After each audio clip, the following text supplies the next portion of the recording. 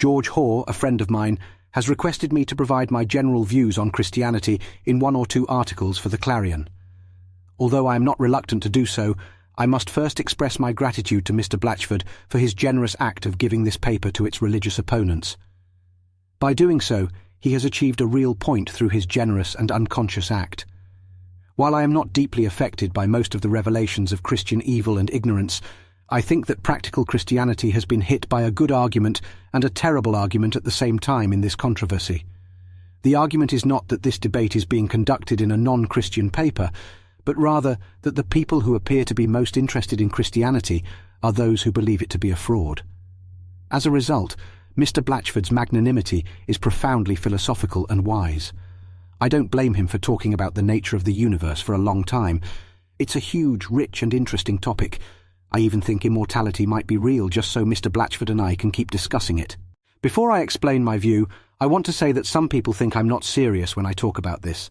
I'm actually more sure about this than I am about the moon, but I understand why people might think I'm joking. Christianity is a happy thing, and it makes people feel silly and joyful. Rationalists might think that's just foolishness, like how the Stoics of ancient Rome thought Christians were just silly and blasphemous. This is true everywhere, even in old buildings with pagan architecture and Christian gargoyles, or in the Middle Ages with strange clothing, or in this rationalistic age with dull clothing. The reason we would be surprised if a duke walked around with one leg red and the other yellow, as a nobleman might have done in the 13th century, is because of the decay of our faith. In history, there has never been any happiness without religion. The main difficulty I have in arguing against Mr. Blatchford is that I will be repeating much of what he has already said. My favourite book about theology is God and My Neighbour, but I cannot repeat it in detail. Many of my reasons for being a Christian are the same as Mr. Blatchford's reasons for not being one. For example, Mr. Blatchford and his followers point out that many myths are similar to the Christian story, such as pagan Christs and Red Indian incarnations and Patagonian crucifixions. But does Mr. Blatchford not see the other side of this fact?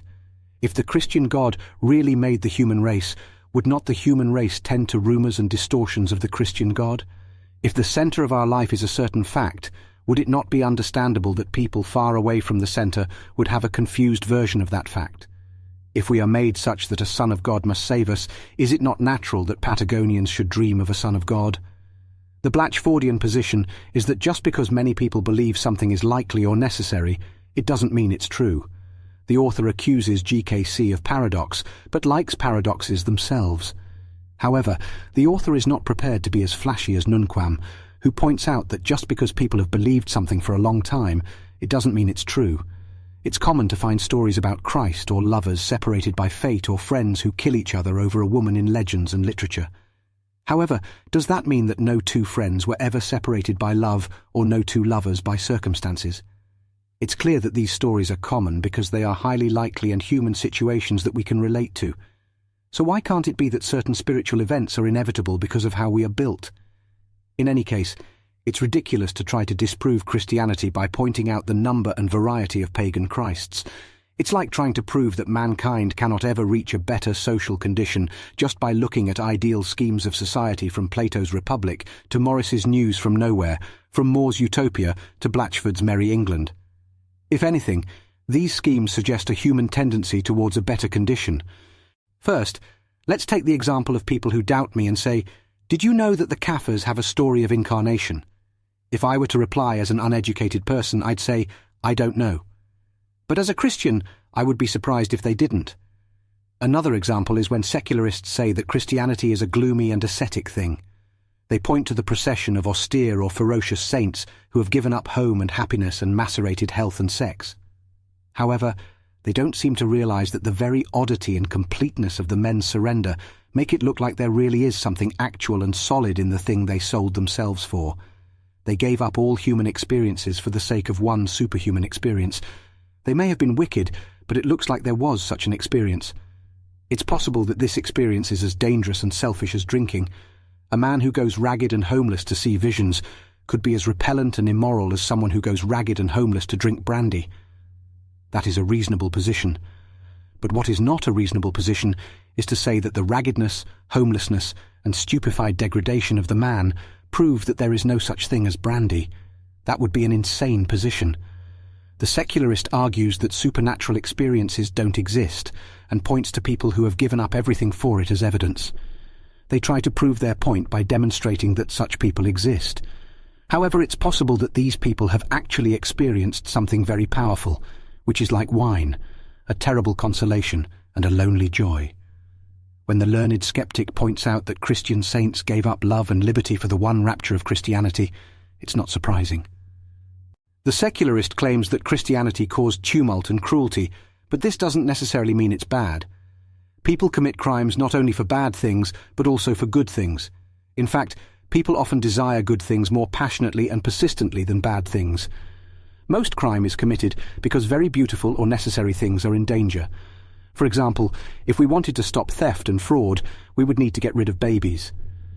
Babies, the most beautiful things on earth, have been the excuse and origin of almost all the business of brutality and financial infamy on earth. If we got rid of romantic love, we would see more people being punished for being unmarried. When people become cruel, it's usually because they are trying to protect something they care about, like their children's food or their country's freedom. If they are presented with something new and valuable, they might get very excited or very angry about it. This can happen in religion, but it can also happen in other areas of life. For example, in France in the 1700s, when people started talking about brotherhood and freedom, many people were happy about it. But even with all that support, there was still a lot of anger and violence. If preaching a peaceful message can lead to violence, what would happen if we suddenly introduced a perfect message to an extremely violent society? What would happen if we tried to teach a society that was worse than the worst society we can imagine about a message that was better than any message we can imagine? The simple act of introducing Republican ideals to 18th century Europe caused a huge stir and led to countless deaths. If Christianity, which is even more valuable, were introduced, it might drive people even more mad. This is shown by the fact that people have fought and died for the ideals of liberty, equality and fraternity. Even Jesus, who understood human nature well, said that he came to bring a sword, not peace, setting his realistic views against the sentimental views of secularists. So, when someone says that Christianity caused wars and persecutions, it's only natural that it did. Lastly, let me give an example that leads me directly to the topic I want to discuss for the rest of this article. Secularists often say that Hebrew and Christian religions started locally and that their gods were tribal gods. They gave them material forms and attached them to specific places. This is an excellent example that I would use as an argument for the validity of biblical experience if I were conducting a detailed campaign. If there really are higher beings than ourselves, and if they revealed themselves to simple people in simple times in strange ways, then it's reasonable that the people would regard the revelation as local and connect it with the particular hill or river where it happened. This seems to me more credible than if they had talked about cosmic philosophy from the beginning. If they had, I would have suspected priestcraft and forgeries and 3rd century Gnosticism. If there is a God, and he could talk to a child, the child would probably think that God lives in the garden if that's where they talked. I wouldn't think it's less true because of that. If the child told me that God is everywhere and supports everything in the universe, I would think that they learned that from their teacher rather than from God. If Moses had said that God is an infinite energy, I wouldn't think that he saw something extraordinary. But since he said that God was a burning bush, I think it's very likely that he did see something extraordinary. Even if we don't know what the divine secret is, or if it has ever appeared in our world, people have always believed in it. It's far from the definitions of scholars, and closest to the gracious hearts of simple people, the beauty of bushes, and the love of one's homeland.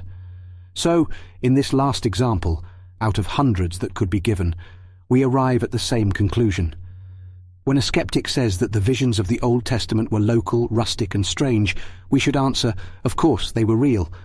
At the beginning, I said that it's hard to explain my reasons for believing in Christianity because some of the arguments I want to use are the same ones Mr. Blatchford uses against it. His book is powerful, and he's set up 4 strong arguments. I don't disagree with his arguments, but he's arranged them in a way that makes it look like they're pointed at me. If I weren't so nice, I'd tell him to argue first. But that's not all. Mr. Blatchford didn't mention all the arguments for Christianity, probably because he doesn't have enough space. Ironically, the 2 or 3 arguments he left out are the most important ones. Without them, even our strong explanations may seem confusing. Why won't most of you accept my 4 explanations? They are just as logical as Mr. Blatchford's, if you think about it. It is just as possible for a truth to be twisted as it is for a lie to be twisted. It is just as possible for people to starve and sin for a real benefit as for a fake one. You don't believe me because you are heavily invested in the agnostic orthodoxy, which is one of the most peaceful and perfect orthodoxies of the mediocre.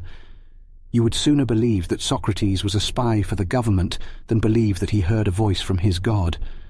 You would more easily think that Christ killed his mother than that he had a mysterious energy that we don't understand. I approach you with the respect and courage you deserve, like I would when talking to a group of bishops.